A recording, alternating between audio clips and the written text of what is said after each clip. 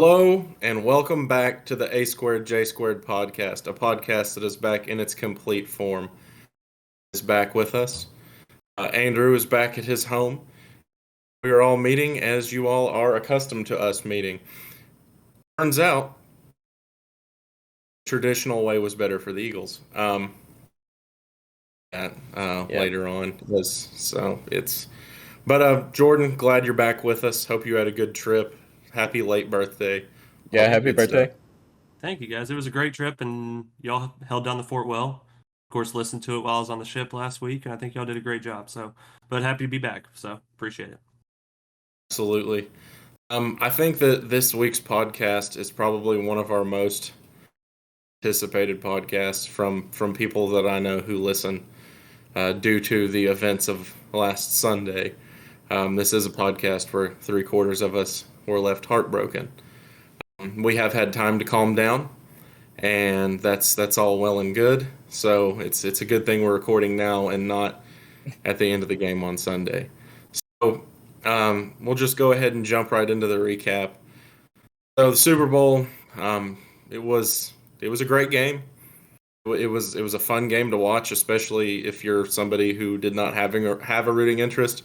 I told Austin at one point during the game, it's great to have your team in the game, but God, it's hell too because it's just so nerve-wracking. How many times do you think I told you I was going to throw up? About at least 40. It was a lot. Yeah. And I just kept trying to calm him down. Like, it's fine, it's fine, it's fine. Whole game. Yeah. Whole game. Then by the time, we were deep into the second half and I was telling him I was going to throw up and he was agreeing with me, I knew that things were taking a turn. Yeah. It was a great game. I don't know how the NFL can justify playing a Super Bowl on that field turf, though. Agreed. Oh yeah, they were For sliding both all teams. over. Yep. Both teams. I watched a video this week. It's just a montage of people falling down and both teams on the sidelines complaining about how terrible it was. And It's dangerous too. It's more than just affecting the game itself. It's dangerous for the players because obviously they're out there giving all they have, and it's dangerous. So yeah, we're lucky that team suffered a serious injury in that game. It could have very well happened, but it didn't. Of course, all that everybody's been debating is the holding call.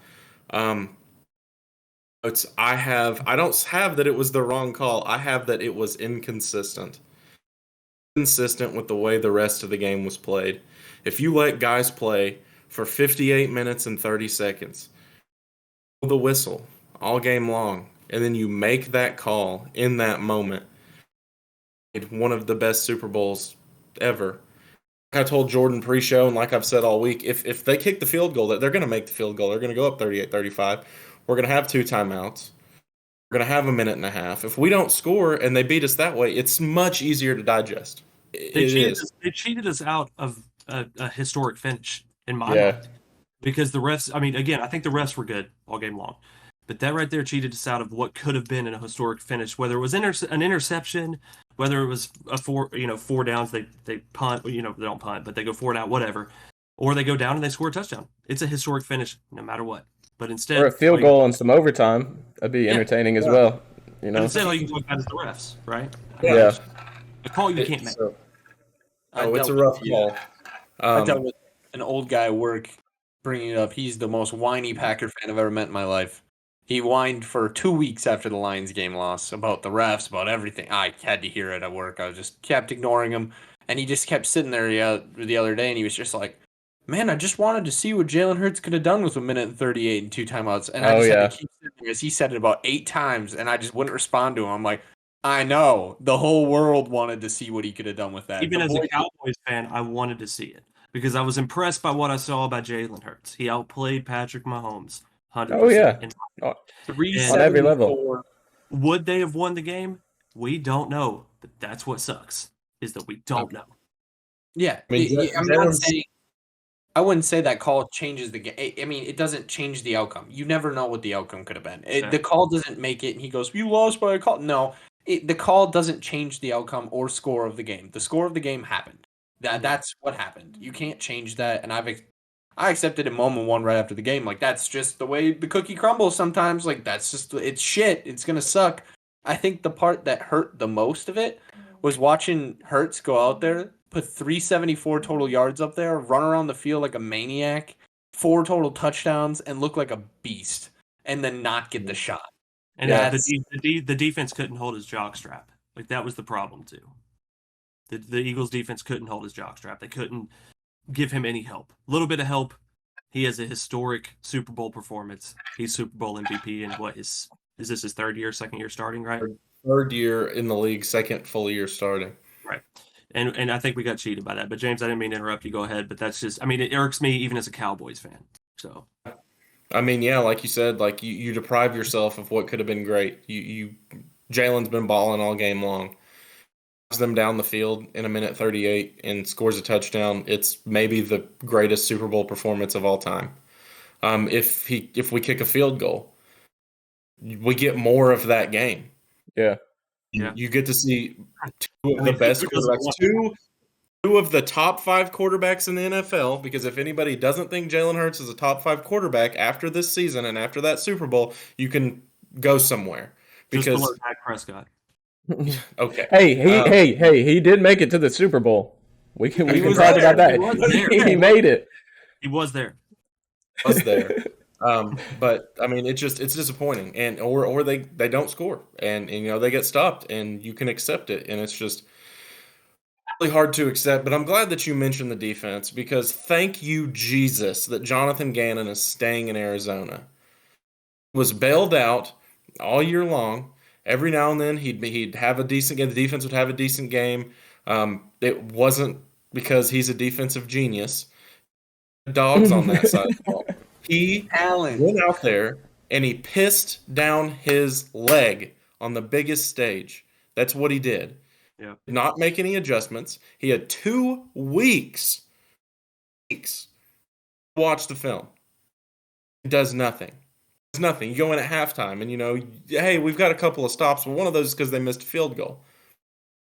Still moving the ball on us. They moved the ball on us all third quarter. No changes made. No blitzes. No aggression. This soft zone. Basically playing a freaking Tampa 2 all game long. It had to be the most frustrating for you, that the fact that they're beating you with 5-yard passes. Like that, I would rather get a couple sacks, get a couple stops, whatever, and get beat with a 40-yard bomb, right? Like, rather than 5 yards here, 5 yards. I mean, that's what Brady does. It's just so efficient. It's got to be frustrating. I can't even they nickeled and dimed us all night long, and it was frustrating to watch. I'm glad he's gone.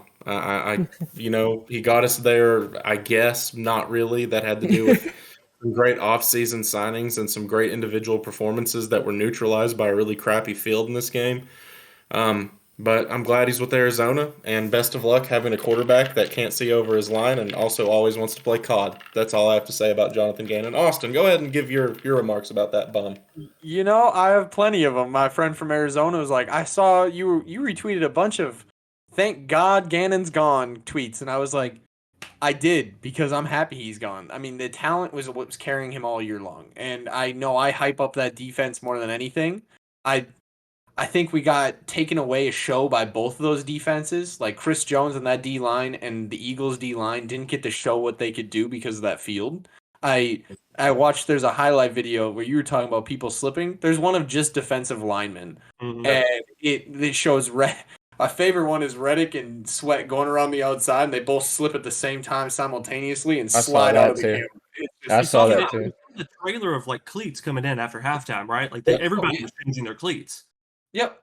And they were doing whatever they could. They were trying everything, and then the NFL tried to blame it on the halftime show, but it was happening in the first half. So what are you talking about? But back to Gannon. I'm happy he's gone. He's going to be an utter flop out there, and I'll put my money on that. I will back that up. He's going to be a flop out there. He doesn't know how to change anything. I talked to the boys earlier this week about it, and that play that the Chiefs ran 2 times, the motion on the goal line, that actually came from week 2, Doug Peterson. He schemed that up against Gannon week 2, and Reed or Billamy went back in the tape, and they went and found that, and they did the exact same motion. It is footstep to footstep. Like, you've seen this before. You didn't correct after Doug did it to you twice, and then you go have it happen to you again twice? Yeah, I don't see how they didn't correct on that as well. How do you get blown by that twice in the Super Bowl? Like, I don't get it. Motion. It's a simple motion. How is it? It obviously has to do with his man-to-man scheme inside because it happened to 3 different players over the 4 times it happened. So it's something to do with his inside the goal line scheme and who's supposed to cover what guy, and it is god awful. I am happy he's gone. He is. We were asking for his head last year. We didn't get it, and this year Howie said, "Don't get on the plane. You have an interview tomorrow morning." Just don't. You're like, thank God. Don't come home. Don't you pack your bags. God. Andrew, let's get your thoughts on that. See if you have anything to add, and also tell the people what we did to our frustration with the game. Well, I mean, you guys pretty much said it all. I'm glad he's gone as well. I don't see how you get blown by the same play twice in the Super Bowl after it happened twice earlier in the year. But no, we took out some frustration. We downloaded some WWE 2K22, made some Patrick Mahomes and the referees, and had a little cage match going on. It was a good time. But it was anything goes. We took out that frustration pretty good. Chair, the hammer. Oh yeah, all of it. Sledgehammers, all of it. Also, I'm not letting Mike Clay, our special teams coordinator, off the hook either. That punt was horrible. Because the punt was horrible. Our special teams have been suspect all year long. We've made a play here and there, but like our special teams are not good. They've already said that they're going to retain him for next year, which I don't understand. He needs to get the crap together. The punt was terrible. The coverage was terrible. You let Kadarius Toney, who's literally a New York Giants reject, he made 1 catch in this game. He made 2 plays in this game, and they're 2 of the biggest plays in the game. You let that bum do that to you? It's tough. He's not off the hook. But, Jordan, I'm going to go ahead and take your victory lap. Okay, so I think I was the only one on this pod that picked the Chiefs, right? I mean, Austin, you said they weren't even going to score more than 13. I did. Right? Did we have some kind of deal going on there?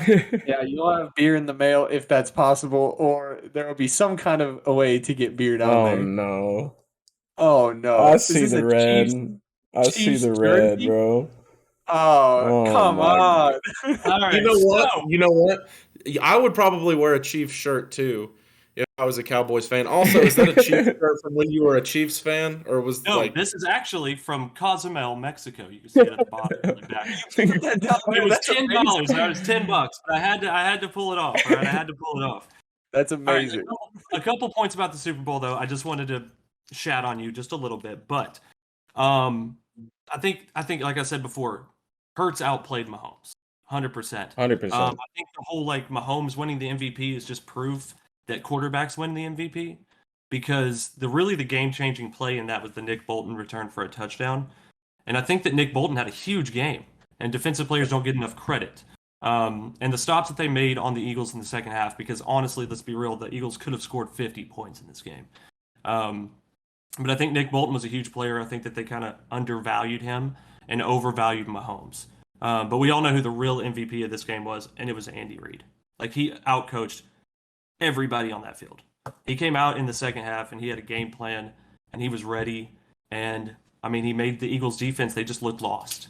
So, I mean, Andy Reid, I told y'all 2 weeks ago before the Super Bowl that I think Andy Reid is going to be the difference in the Super Bowl, and I think he was. But Jalen Hurts was the reason this was a game, because he was phenomenal, and he will be back. And I think, as much as it hurts being an Eagles fan, wish I could say I know what losing a Super Bowl feels like, but only 31 years old, so I really don't know. But I think you all should be proud and hold your head up high, because Jalen Hurts is the future, and I think that he's going to win at least 2 to 3 Super Bowls. Just seeing the way he plays. This is his third year. To perform like that at the biggest stage was incredible. Exactly. And especially being his third year in, that's unheard of. And I thought that was extremely impressive. I know you mentioned a few MVP candidates other than Mahomes. One for me was Jerick McKinnon. That slide at the end. I mean, he gave up scoring at the biggest stage. Yeah. Scoring a touchdown to for sure lock in, well, almost guarantee lock in that ring for everybody. So I thought that was a big play, unselfish. Everybody wants to score in the Super Bowl. So because at that point there was just under 2 minutes left. If he scores, then the Eagles still have their 2 timeouts. They can easily go down and score. I mean, and then it's overtime. Who knows? Yeah, he's got it in his mind like our defenses can't make stops. So I think it was a great slide. I don't know. I mean, I think it was like an all-time classic Super Bowl, though. Just as an outsider's perspective, obviously, like the pain of being an Eagles fan in that situation probably overshadows. But I think you're going to look back at it maybe a year or two from now and be like, that was a damn good Super Bowl. You're going to look at it the same way you look at the Eagles and the Patriots. You're going to look at it the way you look at the Patriots and the Falcons. All those really, really good Super Bowls of the past. This is right up there with them, if not above them. And I rewatched the Super Bowl today because obviously I was on a ship. I didn't really get to watch it. But yeah, I mean, it was fantastic. You had, I think on the Chiefs side, you had some of the best coaching I've ever seen. On the Eagles side, you had some of the best quarterback play I've ever seen. That's just my opinion. Having a really hard time seeing you in that shirt. It's kind of really pissing me off. But I would never wear another NFL team. I told you before the podcast that I was going to open up some floodgates, and I'm ready for it. That's fine. You've done it now. But, Dak made the Super Bowl, so he can do what he wants. He won't make another one. But I'm proud of the Eagles, and I'm proud of the growth that we've made. Jalen has silenced all the naysayers, and he's looking at a very large payday. He's going to get paid, and he deserves to. One last thing, Juju Smith-Schuster, you're an idiot, and you got sunned by A.J. Brown on Twitter. So, hey, Devontae Smith was really good in that game too. Devontae Smith is the only player in football history to record 100 yards receiving in a Super Bowl and a college football national championship. I was going to say, he looked unbelievable in that game. Guess what? That guy's just in his second season, too. Yeah. Wow. That's why it hurts right now, but I think that the Eagles fans have more to look forward to than any other fan base in the NFL. I hope so. It's painful, but, at the beginning of the year, a few of us would have saw the Eagles making the run that we made. And well, Austin, because he asked off from work for Super Bowl weekend. So. Very, very early into the playoffs. It was during the bye week I did that. But, I mean, we have to remember, we were rebuilding, 512 days ago? This was a rebuild. Like, we were trashing this team, throwing away everything. It was everything out the door. We need to get as many picks as we can get. Like, we just lost the Super Bowl, but we were there. Like, that's what you just did. You weren't just there. You were right there. You were right there. You were on the edge. Yeah. Like, you almost had that. And then you remember your core, the oldest player of your talented players is 26. Like, it's Dallas Goedert. Like, all your guys are young. That whole offense, young as hell. They can come back. They're 24, 23. A.J. Brown, 25. Like, these guys are, they're younger than us, and they're out here they just balled out. We have $33 million available in cap space, 2 first-round draft picks, 4 picks in the first 100 next year after this year. The ceiling is only higher. It just keeps going up. I think you can pay Hurts what you need to pay that man, because that man balled out. He is top 5 in this league, and there's nothing you can say about it. And pay him. I mean, if he wants to take a pay cut and help out the team, hey. But I don't see that happening, but we'll see. I don't see it happening, but I mean, hey. He would have every right to not do that. So. No, he doesn't. I mean, pay the man, but I mean, if he's willing, hey, we'll definitely take it. But I see the ceiling is where we go from here. I have no worries about how we're going to handle this, how he's going to handle it well. I know we've had a lot of hate on him in the past, James. I know we asked for his head 4 years ago on a platter, and now we're sitting here. It's all looking good. The only important thing is Quez is gone by June 1st because it saves us $4 million. That needs to happen. Also, just to wrap this little segment up, I'd like to say I'm sorry to my nephew, who is 6 years old, who I have foolishly brought into Eagles fandom.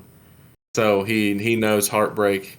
It could As be a worse. Tennessee Vols and an Eagles fan, he knows heartbreak better than anybody at his age at this point in time. But we're glad to It have could be him. worse. I will just say it could be worse. You were there. Yeah, I know. But it sucks to see you lose when you're that young. But Hey, it so is were what it you. is. Moving. What? Do what? I said, so were you. Dak made it. Come on. Dak's not us. That's just one unfortunate hog on our team. Yeah. So we're going to transition to early favorites for next year. And I put a potential sleeper. This was I did kind of too. a late addition for me. I think it's pretty obvious in the AFC. Chiefs, Bengals, Bills. That's who I've got as the top teams there. If the Ravens can work something out with Lamar, I think they can weasel their way into that group as well. But I think that's the class of the AFC.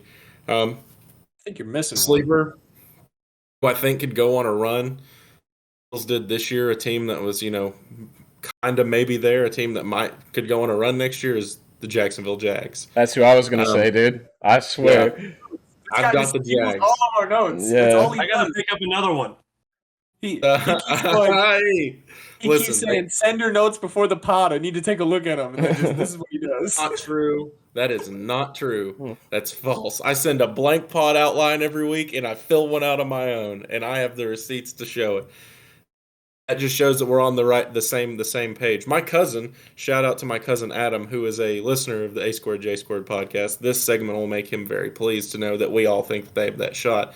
But you get Calvin Ridley next year. You're only getting better. T-Law gets another year of development under a real head coach. Who knows what you're going to do in the draft? You might add somebody. I've seen multiple. I saw one that had them adding Michael Mayer, which I don't know. You have Evan Ingram, but that would be interesting. But if you add a weapon in the draft, who knows? The Jags, they look pretty solid. We talked about that in the first episode of our podcast. We think the future's bright for them, and I think that because they were close to beating the Chiefs, they had them on the ropes. They kept it close for sure. Yeah, so I think that they're a sleeper in the NFC. I think that the top two favorites have to be the Eagles and the Niners. Unfortunately, the Niners, yeah. Yeah, let me go ahead and say this too. Yeah, maybe I complained about some calls in the game, and I complained about the way that things went in the game and the field conditions and all that stuff. But at least our freaking team has some class, and they've gone out this week and they have made no excuses, unlike those bums who play in San Francisco. I agree. Whatever. Thank you, but whatever. So piss on the 49ers, but I do think that they'll be very. Knows who's going to play quarterback for them next year, but they're going to be dangerous. I don't think it matters. Yeah, I don't think it does. We saw that this year that it doesn't. For him, yeah. Andrew might be up for MVP if he goes play quarterback for him. Honestly, just looking at the NFC though as a whole, it was hard for me to pick a third serious contender, and I put Cowboys ? Cowboys / Lions. The Lions. I mean, I would like to see the Lions go on a run, but they're still the Lions. They are still the Lions. And they still have Jared Goff. And the Cowboys, I mean, let's be honest, they're probably going to do exactly what they did this year and be pretty decent for most of the season. Maybe win a playoff game and then lose one. Yeah. But I think that when you look at the playoffs this year, they were the third best team in the NFC and for the day. Yeah. So my sleeper is a little bit different though for the NFC. And if you all said this, sorry, but I said the Rams because they're going to get healthy next year. Get Stafford back, you get Kupp back. Who knows? I think they're just a year removed from winning the Super Bowl. So I think that maybe the Rams can make another run there. So reacted to that. So I'm glad that I didn't steal anybody else's. Kind of what I've got there. So I kind of agree with what you say in the AFC. I think the AFC is fairly simple. Like you have the Chiefs probably above everybody else. You have the Bengals close behind, and you have the Bills just wishing they could be either of those two teams. Right? Like that's kind of the way the AFC goes. I agree with Jacksonville. I think Jacksonville, I mean, they play in an easy division. Who's the second best team in that division? The Titans, and with Ryan Tannehill. So I think the Jaguars are going to be a shoe-in next year for the playoffs, and so you never know what could happen. But they were not my sleeper, actually. They were just in one of my teams that, like, if I were to pick the postseason right now, obviously I'm going the Chiefs, the Bengals, the Bills, the Jags, right? I think that one team that you have to watch out for, though, is the Chargers. Man, like, they have so much talent, and now you add Kellen Moore as the offensive coordinator. I think that that's going to be a really good pickup for them, and I think he's going to help Justin Herbert to take that next step, because I think Justin Herbert is better than Dak is, and he did a lot with Dak Prescott. So my sleeper pick would be the Chargers in the AFC. I wouldn't be surprised to see them do a lot of things.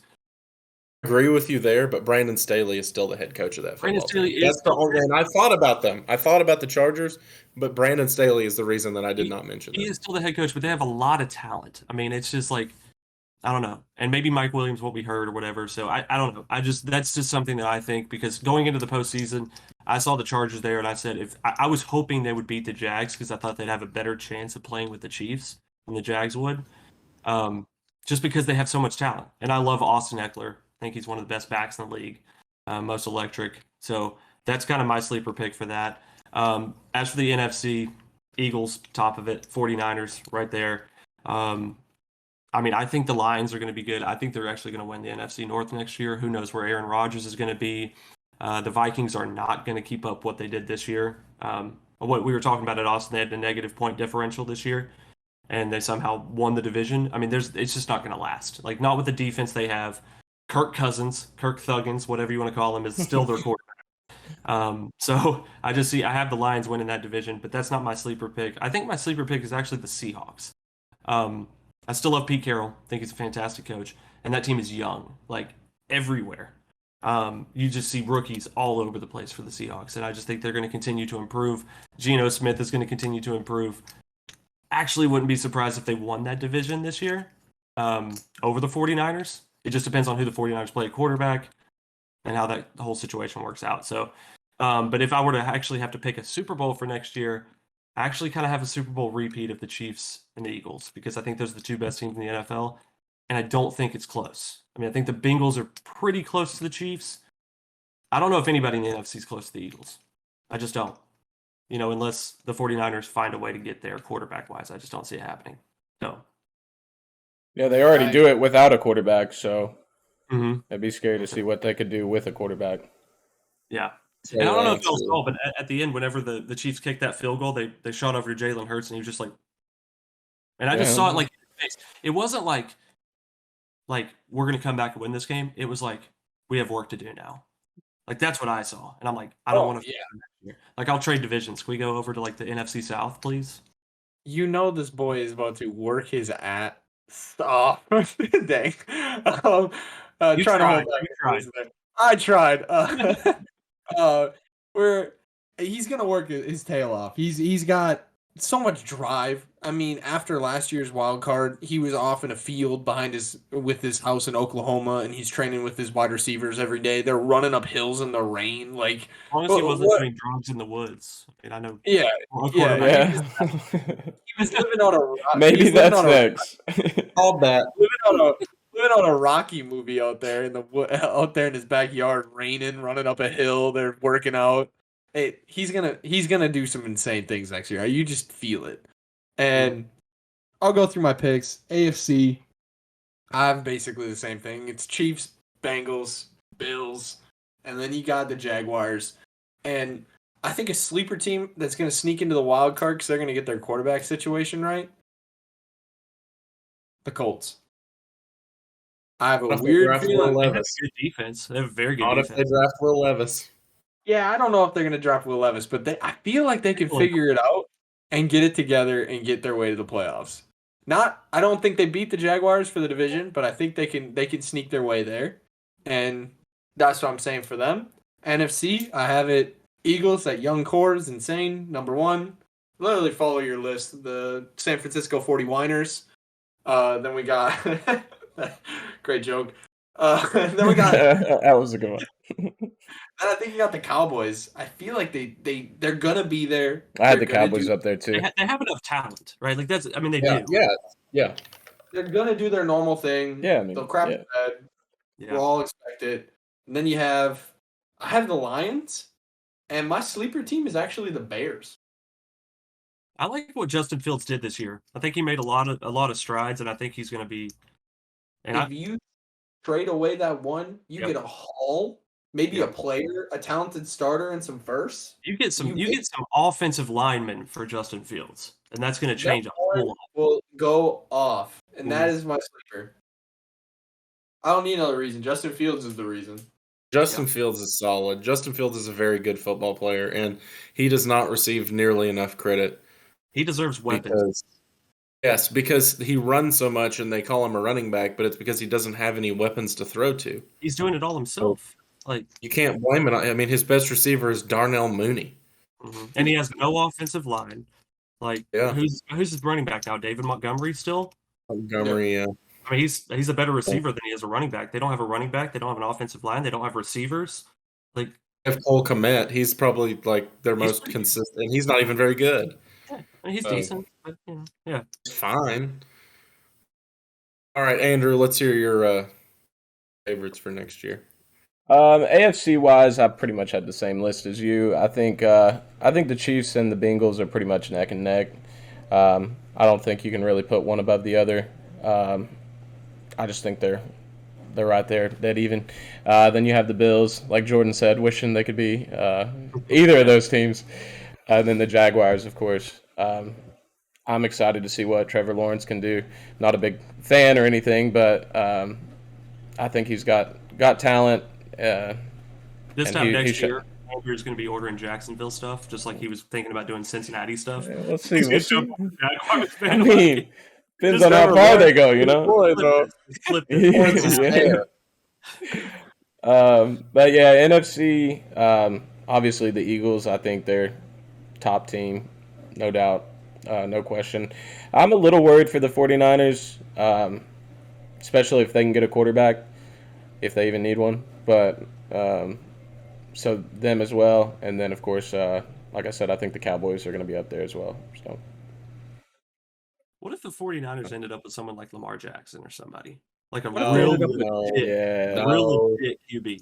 What if they ended up with Tom Brady? That would be frightening. That's all I'm saying. Tom Brady back again. What if they ended up with a Tom Brady? Shout out to my last time. Hold on. Someone say that. But what if they ended up with a good? Like they would be. Right, they would automatically, for me, become the NFC favorite if they ended up with a quarterback that I could put on Madden and that's an 88 or better, right? Like that to me, would put them at the top of the NFC, probably the top of the NFL. Yeah. Oh, easily. Yeah. That's not going to happen. I don't think so. Undeserving, but they'd be there. Who knows what Trey Lance is going to do? But Andrew, do you have a sleeper in the NFC?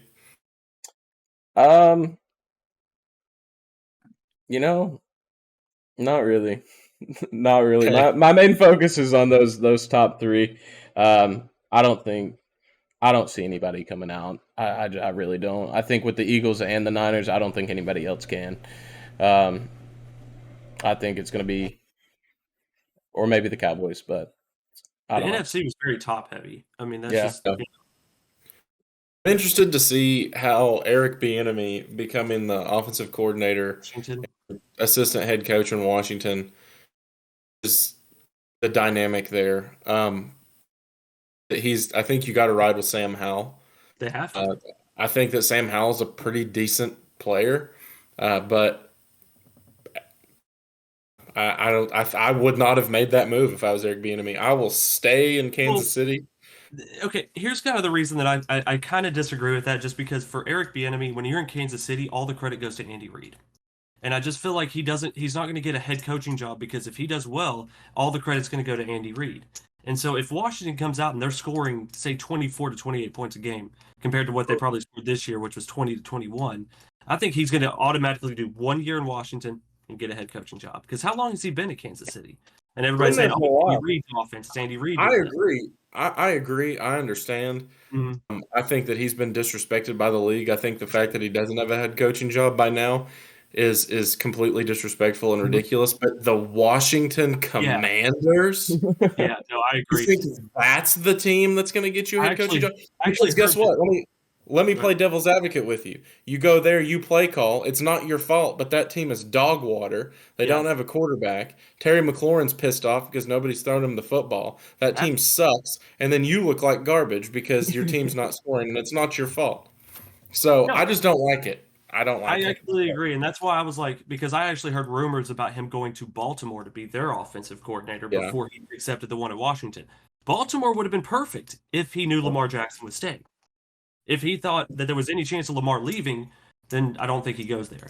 But yeah, I agree with you because it's a risky move, but I think for him, it's kind of one you have to take. Like if you try to start a business or anything, you kind of have to take risks to move forward. I think that's kind of what he's thinking. I just think at Kansas City, he feels like as long as Andy Reid's there, he's never going to take that next step. I saw some dynasty hot takes about it. I'm in a lot of those nice threads and channels, and these guys are over here. Pencil Sam Howell in for 4,000 yards and 38 touch. Where are we jumping that bar to that quick? We're not moving that line that quickly over here. It is February 18th. We are not moving that line. I have not seen a training camp. I haven't seen him learn the offense. He hasn't even met Eric yet. And you're saying 4,000 yards? Oh, no, get out of here. What did he do? He started one game. Yeah, one game. No, just one against us. Yeah, just one against the Cowboys. He looked great. He did look great, but I don't think we showed up to play that game because we didn't. No, I don't think so either. But really carried off. Yeah, hey, we knew you know were what? At this point in time, this is one of the saddest of the year. That's when we say goodbye to season. We say goodbye to football season. So, thank you. See you again. A few months. Goes away. Just goes stop. away for Just stop. 28 days, and then we'll be right back with some free agency content and contracts and people moving all over the place. That's a great episode I'm looking forward to. It's my favorite part of the year is when everybody's bouncing around. I love that Tuesday. Jordan, that's all well and good. Your team's cheeks. You're right. You're so right. And like I said to you in the pre-show, while we have been friends, you have rooted for multiple different football teams, and you've never even seen any of them play in the Super Bowl. No, you're absolutely. But that means you're not a bandwagon. You just all my teams always suck. Have a hard. You're not a bandwagon. You just have commitment issues. Don't tell my wife that. Well, not to your wife, just the NFL team. You've been a Kentucky fan for as long as I know. Basketball, so. At this point in time, we're going to just ask ourselves this question and know the answers. Where do we go from here? Football is obviously our main passion on this podcast, but we talked a little bit about it last week. But spent a little bit of time talking about basketball. So we're going to talk the NBA here. Tonight we had the 3-point contest and we had the dunk contest. We got to watch the end of the dunk contest together. Me and Jordan watched both the 3-point and the dunk contest together here. The 3-point contest, I had either Jason Tatum or Tyrese Halliburton winning. I was wrong. It was Damian Lillard. You weren't as wrong as me. No, I'll let you get to that though. But I had, I thought Jason Tatum or Tyrese Halliburton would be it. Dame Lillard just seemed like too cliche of a pick. But he's that was my guess. That was my guess. Yeah, my cousin. Didn't have that recorded though, Andrew. So we're well, listen, if I was going to put money on it, that's who I was going with. I mean, it's Dame time, My cousin had he put some money on Tyler Hero, but we all know how that worked out. But yeah, he did better than Mike. I'll tell you that much. Go ahead and talk about your guy, Jordan. I mean, I kind of like Kevin Huerter from the Kings going in there. I mean, just like guy, red hair, you just feel like he could probably hit some threes.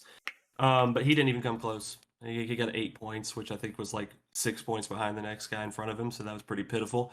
A little bit disappointed with that. So I didn't really have any hope. Like he literally shot his first 10 threes and missed them all. I was like, oh, okay, cool. Here we go. So, but the 3-point contest, I mean, I've always loved the 3-point contest because, I mean, Andrew knows, like, I love shooting threes. Like, that's me and Andrew both. Yeah. Like, that's kind of our thing. So I love seeing that. It takes a lot of skill, muscle memory, all that. The one thing I took out of the 3-point contest is Damian Lillard, man. He needs help in Portland. Oh, yeah. I love Damian Lillard. He is so good. He's so fun to watch. He's so energetic. He is what the NBA needs to bring it back into prominency. and he needs help in Portland. Either that or he needs to get the hell out. He's tough too. He's got that attitude. I hated on Dame for a while because it just seemed like listen. Pause. Steph Curry is my guy. All right, but Steph is my guy, so I gotta back him. But it did seem like every time Dame went against the Warriors, he was balling out, dropping 50, and I wouldn't even. Okay, all right, wave me off, dude. Dame's got much more of the killer mentality than Steph will ever have. Just stop. Stop. He does. He does. He just doesn't have Klay Thompson, Draymond Green, Kevin Durant for a few years. He doesn't have that. Listen, Steph won it without KD. First of all, KD. It's not the other people I said. Well, listen, they built that team though. They drafted that team. It's not like they formed a super team. I'm not saying that. Yeah, I agree with you. I'm not saying that. Yeah, but I don't know. Steph's my guy. I was feeling Dame for this one, but. I hated him for a while, so I will admit that. But I would send you screenshots of like absolutely ridiculous games he was having against other opponents. I remember that there for a while. Yep. Just be like, see, he's just him. Like he's just an absolute dog. You're just noticing it when he does it against the Warriors. What was that 40-foot 3-point buzzer beater he hit against the Rockets? Oklahoma City. That too against the Rockets, right? He had the buzzer beater that he hit against the Rockets. When Harden was there. 5 seconds left. I mean, he literally caught it and just flicked it. Yeah. Then he also had the one in Paul George's eye against Oklahoma City where he turned and just went. Damian Lillard is him. I'm just saying that. I like Damian Lillard. Get him somebody else in Portland. Just okay. Anthony Simmons was supposed to be in the 3-point shootout tonight, but he's injured, and instead they replaced him with Julius Randle. And he did good. He did better than Kevin Huerter. Well, that's not saying a whole lot. Austin, Jordan, me and you can do better. Yeah, no, me and James were literally talking about that. I was like, if you throw me and Andrew out there, we do better than that. Literally said that. I've loved Dame. I actually really enjoy watching the Blazers. That's just because of the fact that was my high school's team name too, was the Blazers. So I mean, it was just I enjoy watching them. And I've enjoyed watching Dame, and no disrespect to him ever. Also, Andrew has the weirdest taste in all sports. I feel this guy. You just ride around. You just have dudes all over. He's a Thunder fan when I met him. That's why he's going to be a Jaguars fan next year. You can talk about me having commitment issues, but at least I last a few years. First of all, I was an Eagles fan when I was a child. I picked him when I was like 8 years old, okay? I fell off for the last, couple years. I wasn't a diehard or anything. But it's hard to watch every year when they get so close. They do so good at the regular season, and then playoff time comes along, and then it's what's football? What are we playing here? We haven't even done that though. Well, we hadn't even done that. But that's the thing about being an Eagles fan is you gotta appreciate with the bad. Yeah. You got to appreciate the Kevin Kolb time. So when the Jalen Hurts... I don't want to talk about Jalen Cobb. Or not Jalen Cobb. I don't want to talk about Kevin Cobb. We're on basketball. We're on basketball. Yeah, bring it back. We're on basketball. Dunk contest. Okay, let's talk about the dunk contest. Because at the end of the day, it was won by Gate City, Virginia's own Mac McClung, who should have had perfect scores on every one of his dunks from everybody, but Lisa Leslie decided to absolutely job him on one of them. But it didn't matter. He ran away with it. Mac McClung from my Philadelphia 76ers, even though he'll be probably back in the G League like tomorrow, whatever. It was good to see a guy that me and Jordan said pre-show, a guy that we literally watched play in high school, we played pickup basketball against when he was in high school. So it's cool to see him on that stage and to really get the recognition from national media and from guys like Kenny Smith. And you see Shaq reacting to his dunks, and you see Dwayne Wade. You see all these like legends of the game seeing a guy that we literally grew in our own backyard. Really, Gate City High School's 15 minutes that way.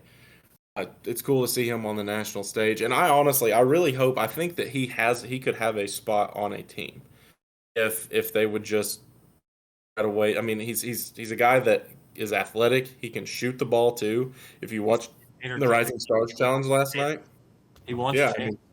Give him a shot. So, shouts out Mac. Yeah, that was awesome. I think the thing that about the dunk contest that I would really change. I mean, obviously, shouts out Mac McClung. I think that was awesome, but like, I think you really need to go with athletic people who are between the size of like 6 foot to 6'5". Like these guys that are like 6'8", 6'9", 6'10", whatever. Like they're gonna come in and they're gonna easily be able to do these dunks, and they're not gonna look good because they're huge, right? They can jump 2 feet off the ground, their head's gonna be at the rim. So I just think that like having a guy like Mac McClung who's 6'2", and all of a sudden you see him flying and you see his head at the rim. When you see his head at the rim, it's like, damn. You know, like you can actually see the distance between the ground and his feet comparative to, any of the other contestants who are 6'10", 6'11", and they barely have to jump, and all of a sudden their head's at the rim. It just doesn't look as good. So, I mean, it goes back to the days of like Vince Carter was 6'6", sure, but like, all these guys, I mean, they weren't just huge guys. And if you're huge, do something a little more special than sticking your arm in the rim. Because, I mean, again, if I was 6'10", I could do that. So, yeah. But I think Mac McClung, I mean, it felt original. It felt like an old school dunk contest. Some of the stuff he was pulling out is stuff we've never seen before. And he just went out there. And I think that every single dunk he did was on his first try. Which was. He didn't miss a single one. Yeah. So, shouts out Gate City. Shouts out Southwest Virginia. Shouts out Ty Dolla. Oh. All right. So what I was saying, I think I would love to see Zion and Ja Morant. I'm not a big Ja fan, James, we're just but talking about that. yeah, without a doubt, throw them in there. And I mean, I don't want to do it though. Well, it's been rumored that at least Zion was interested for next year. That's what I saw. He plays 12 games a year. That's fair. He'll probably be hurt, yeah. But if he could stay healthy, man, I think for sure. He'd be special to watch. For sure. Zion and Ja would be fun to see, but it's just they have to incentivize it more. Also, missed Jones Jr. from Chicago. I think when he was in the dunk contest, was it last year or the year before? He was just awesome. And he ended up losing it to, was it Aaron Gordon that won that one? No, Aaron Gordon never wins. He gets jobbed every time he's in it. Okay, so he beat Aaron Gordon, which is one of the best dunk contests. It was like both of them going back at it, so it was awesome. But I think that, I mean, Aaron Gordon should always be in it. Derrick Jones should always be in it. Mac McClung now should always be in it. Zach LaVine. That's exactly where I was going with it. I was like, I want Zach LaVine back in it.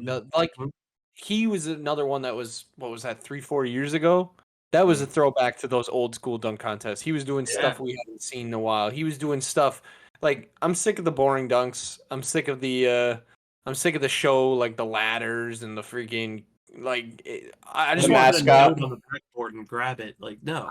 I want a cupcake up there, and I'm gonna blow out the candle. I saw that. I rewatched that just the other day. I don't want that. That's a throwback, though. That is. I want just nice hand movements, balls. I just want to see guys be athletic. I want to see like old fashioned dunk contests. I want to see like Zach LaVine, Vince Carter. I want to see those old style dunk contests where they're just doing just athletic stuff and just it's not showboaty. It's not any of the fake stuff. It's not the ladders. It's not the I put on a cape and I jump it. I don't care. You jump from one step in from the free throw line. Dwight Howard putting a cape on and jumping over a car was awesome. That was pretty cool. That was awesome. It was Blake. Dwight Howard didn't jump over a car. That was Blake Griffin. Blake Griffin, and that was a key. Yeah. But Dwight Howard did put the cape on. Yeah, Howard did put the cape on for sure. He jumped, and then Blake Griffin brought out a Kia, and then it was a whole Kia ad, basically. Pretty much, I don't want those. I don't like those dunks. Those dunks don't impress me. What he did at the end of today's dunk contest, that's what I want to see. 540s, and he's freaking throwing it back. Like, that's what we want. Like, I want... So you want the props just... You want get him out of here. Done. It's so genius. Yeah. He dunked that, and he didn't have any props. He didn't have anything. That was just skill, talent, and his abilities. And he went game right after he hit that. And then he got surrounded. I mean, all these dudes that was sick. I got chills. Cool. And there's honestly there are more dunks out there. If you don't know who Mac McClung is, if this has reached you somehow and you are not familiar with Mac McClung, Go on YouTube and search that man's high school highlights up. Look at some of the dunks that he's done the in Arby's games. classic dunk contest. Yeah, like just sick. Just the crazy stuff that he's been able to do. Like anybody from this area who's familiar with the kid is not surprised by his performance tonight. And I said that in the group chat. It's Mac McClung's going to win. I told I told multiple people this week, yeah, it's his. Like he's going to win it, and it really wasn't even close. Yeah. And he has a few more left in the arsenal that he's done on camera that he did not bring out tonight. So the NBA's got to know that and know that you got to invite that man back next year. Plus, he puts on a show. I mean, like if we're going to Yeah. talk about sports in general, I think the NBA is the most like showmanship type thing. I think because of what he did at the dunk contest tonight, he will sign a contract with an NBA team. I think so as well. Just for viewership, 100%. just for what he could do. Because he could do that on the dunk contest level. He can do that in a game because we've seen it before. Yeah. So in the NBA bubble when he was with the Lakers, I mean, he did this reverse dunk, right? Like, I mean, he can do it. So I think he'll sign. I mean, whether it's with Philadelphia or not, but Hope he stays in Philly because I'd like to have him. I bet you do. But that kind of brings us tomorrow. I think, or we talked about Pro Bowl and how it's gone so far from being fun and things like that. I actually am looking forward. I enjoy watching the NBA All-Star Game just because I know some people might not like it, but I love the fact that they play really garbage defense. They just do incredible stuff. It's just fun to watch. You got dudes pulling from like 60 feet. You've got dudes doing dunks that should be in the dunk contest, but are just saving their dunks for the All-Star game. Fun. It's a fun game. I think NBA All-Star game is by far the most entertaining of the All-Star events. I think it's between that one and the NHL. I love the NHL All-Star game too. I think I agree with what you said about the NBA All-Star game though. The thing we love about it is like when you watch the NFL Pro Bowl, it's just like the talent isn't displayed. Whereas in the NBA, when you're not playing defense, all of the talent is displayed. And that's what you love to see about it. Definitely. Without a doubt. So I'll be watching that tomorrow. Yeah. I enjoy. It's just fun to watch. So I look forward to it every year, even if I'm not really into the NBA at that time or whatever. It's just still fun to see dudes do things that I would never be able to do in my wildest dreams. You need to be more into the NBA though. You have a really good team. You and Austin both. Yeah. The thing about being a Philadelphia fan, and Austin is not a Philadelphia fan in the NBA. No. He's a Milwaukee fan though. Yeah, he goes with his regional bias. They are good. Yeah. But let me just say, being a Philadelphia fan and also more specifically a Philadelphia 76ers fan is disappointment is always around the corner. Philadelphia has lost their three of their major sports teams in the MLB, the MLS, and the NFL have all lost in a championship this year. So if the Sixers make it to the NBA Finals, I know what the frick's going to happen. Yeah, I'm putting a mortgage on the home. I'm putting it on. Yeah, like whoever they play.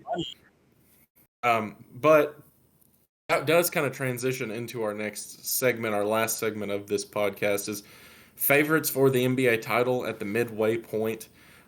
The NBA hasn't been entirely on our radar because we've been so focused on the NFL, but I have been paying attention, and we discussed a little bit some moves that have been made. Right now, if I had to pick the NBA Finals, have it be the Boston Celtics and the Phoenix Suns.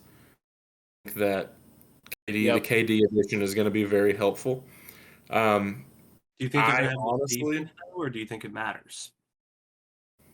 Do you think they're going to have much defense, or do you think it even matters? They might have. I don't have them winning it all. I have the Celtics winning it all. They're a pretty solid team. You've got Jason Tatum, you've got Jaylen Brown, you've got Derek White, who's just balling out like half. Don't even know who that kid is, and he's going off. Williams was really big for them last year. Former Tennessee Vol. I'm not a Celtics fan. I do not like the Celtics. Do not like Jason Tatum. He's a great player, but I just don't like him because he went to Duke, and I hate Duke. But if it's not either of those teams, like Jaylen Brown. Love Jaylen Brown, yeah. Yeah, I like Jaylen Brown too. But if it's not either of those teams, I think that the Warriors are always if they are there, if Steph can he's missed some games, but if they're in the play-in, then they are for sure always a threat. Just the way it is whenever playoff time comes around, they're a threat. Mm-hmm. If the Mavs can get the right direction, be interesting to see. Once Kyrie and Luka really start to pull together, they're already playing well. Is Luka back from injury, or is he still hurt? He is back. He actually played his first game with Kyrie against my Kings and lost in overtime. But both of them had 40 points in that game. Dang. So it's gonna be interesting to see how they gel together, and also the Sixers could make some noise. They have the talent to do it. The Bucks could definitely make some noise because they have Giannis, and he's maybe the most physically gifted player in the NBA right now because LeBron's old. Also, they're hot. They are hot right now. And they're playing well right now. Mm-hmm. So that's my list. Yeah, I mean, I agree. I think the list is pretty simple. Like, you look at what happened at the trade deadline. I think the Suns are just a hot pick. I mean, obviously with KD, you got CP3, you got Devin Booker, right? Like, so I think that they're just a hot pick. I think that they're going to finish out the season strong. Injuries worry me. Devin Booker has had a lot of injuries. Durant has had his share of injuries. I think he's injured right now. He's supposed to be coming back sometime soon. Yeah. So that kind of concerns me when it comes to the Suns. The Celtics, I think they're the class of the East. The team chemistry that they've built, because their core has been the same for so long. I think that they just kind of have it. So I think right now, if I were to pick a favorite for the East, it'd probably be the Celtics or the Sixers, because Embiid is playing at kind of an MVP type level. As for the Western Conference, I think that you kind of have to look at the Nuggets. I mean, they're sitting at the top of the division, or the top of the Western Conference right now, and the Joker is playing ridiculous basketball right now, and I mean, he's a special player. So I hope my Kings make the playoffs. I love De'Aaron Fox. I love to see him make what has it been 12, 14 years since they made the playoffs. So as you said about the Warriors, I'm not that worried about the Warriors in general, mainly because I just haven't seen the same Clay. I think Steph has been awesome. Just haven't seen the same Clay that I know. Clay has looked different. And so I think it could be the injuries. He missed a lot of time. But I just think that Steph is a fantastic player, but it's very easy to hone in on just him if he doesn't have the help with him. So if Clay doesn't step up, if he does, they're always a threat, but I just haven't seen that. But I'm going to pick my NBA Finals pick right now. I think Austin's going to love it. I got Milwaukee over the Clippers because I love what the Clippers are doing. I love Kawhi Leonard. I love Paul George. I mean, I just think they're going to get there. But I love me some Giannis, man. And like you said, they're playing well. So give me Milwaukee Clippers. Clippers are an interesting pick because I think they've played, like, I heard a stat on the radio the other day, since Kawhi's come back from injury, they played 21 games and they've won 16 of them. Yeah. Kawhi, he's playing like himself again. Can Paul George play big in the playoffs? Will he be the guy that we saw with the Pacers, who was basically putting that team on his back, or will he be a guy that kind of crumbles like we kind of saw him do in Oklahoma City? And also a big wild card there is they're being linked to Russell Westbrook. Yeah. I know that he's not the MVP Russell Westbrook that he once was, but you can't tell me that bringing that guy off the bench isn't going to help you. Russell Westbrook might be Sixth Man of the Year. He might end up winning Sixth Man of the Year from what he did with the Lakers. So I think that'd be a big pickup for him. Yeah. My three from the East right now, I have basically the same three you guys are. I want to say the Bucks over the Celtics at the moment. Just they're playing so hot. They're insane. Tuning into those games right now. I mean, we were watching them every day at work. We're turning them on and we're listening to them. And I think they're hot. I think I put them as my one. I know that's a little bit of favoritism in my own sense, and I get that, but it's Bucks 1, Sixers 2, Celtics 3 if I had to rank them power. I think you're just riding the high, though. It may seem like favoritism because they are your favorite team, but they are playing the best of those three teams right now. They haven't lost. They haven't lost in 2.5 weeks. I haven't had to deal with that. So it's I think that's where I put them. And then from the West, I can't hate on the Nuggets. I can't hate and say that exactly what you were saying. And they're one for me. And then I have Clippers and then Suns. And my pick, I mean, the Suns, you just have to. Yeah, I know the record isn't saying that. They're not even, what are they, 12 games back, 9 games back, something like that? Somebody, I don't know. Six in the Western Conference right now. They're pretty far back, but I'm still putting them up there. You can't add that much firepower and say it's not going to be potent. Like, it doesn't matter about. I know James was saying defense, but if you add enough firepower, I know he's old. He's getting older. You're getting injured, but you add enough firepower, anything you don't need defense. If you're Offense, scoring 140 points a game, who cares? Yeah. Yeah. and my pick, finals. It's real, just for me. Bring back a throwback memory to sitting the first time I went back to a bar after COVID. Bucks over Suns. I'm sure you love that. Yeah, I mean, I want to just throw out there that I like the Nuggets are a great team, and Jokic is a great player, and he might win his third straight MVP, but they choke in the playoffs. they always Yeah, do. they do. They always do. Because I mean, So- yeah, They they just have a hard time putting any faith in that team, like to make a run. They're kind of like the Cowboys, where they might be good during the regular season, but they don't have the MVP on their team. But they're always great in the regular season. That's the thing, is like they're built to withstand the 82 games. Mhm. But whenever you get to like in the playoffs of the NBA, it's all about firepower. And so that's why you see teams that get to the finals with the fire. They don't have the firepower. Yeah. Like Jokic just doesn't have that. So you got Jamal Murray. It was. and he doesn't have it either, though. Yeah. I mean, It is also 9.5 games back. I just looked it up there. All right, Andrew, go ahead. Let's hear about why Steph Curry might be Jesus. All right. So I will start in the West. Actually, I think it's funny that Ja mentioned that. What did he say, that they're fine in the West or something like that? And then they should and be like they- favorites. and then these two huge trades go down, and yeah, I thought that was pretty funny. I'm not a big Memphis fan. I just think they kind of Obviously, play. because all they do is talk trash about the Warriors. Yeah, but they kind of play dirty as well. So. True. But yeah, top teams, I got definitely the Suns. Any team with KD on it, they're gonna excel. The Mavericks, I'm really interested to see how how Luka and Kyrie mesh. I missed that game where they were both in there together, so I'm gonna have to rewatch that game. But I definitely have them up there. I'd love to see the Warriors do well, obviously.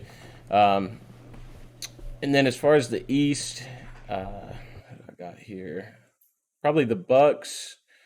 I'm still trying to think football. I'm trying to block it out. I got the Bucks and the Sixers. I think they're solid. But as far as in the finals, I got the Suns and the Celtics. I think it'll actually be the Suns over the Celtics, but I think it'll be close. But yeah, I got the Suns taking it all. Ladies and gentlemen, let's take this time to go ahead and say hello to Andrew's dog Zeke, who's been walking around in the background. Yeah, I was trying to block him a few times, but It's okay. We are a dog-loving podcast. There's nothing wrong there. But you have the same finals as me, but I have Boston winning. yeah. Because I don't want to see that, and that's just how it works. But this is going to be an interesting step for us as a podcast moving forward, looking at things other than football. Of course, we'll be looking basketball and might talk a little hockey. I really don't want to because the Predators are absolutely butthole. Hey, baseball's good too. But baseball. Go the Vols! Vols. Go Vols! Even though the Vols, for some reason, who were really good last year, number 2 in the preseason rankings, don't look very good right now. They lost their first game last night, and we're losing their second game. But how about the college basketball Vols? How about that? They lost to Kentucky today. But beat Bama. Did beat Bama, who's number 1. They're so inconsistent. Yeah, but Yeah. the Cats will always be their big brother. It's fine. Okay. I mean, he's not wrong statistically. I mean, statistically, I'm not wrong. So yeah, we'll have some challenges for us moving forward, but we look forward to producing new content. Turning the page book that is this podcast. So We thank you all for joining us here. Again, if you don't like, subscribe, follow us, A2J2Pod, Twitter. And until next time, Go Birds.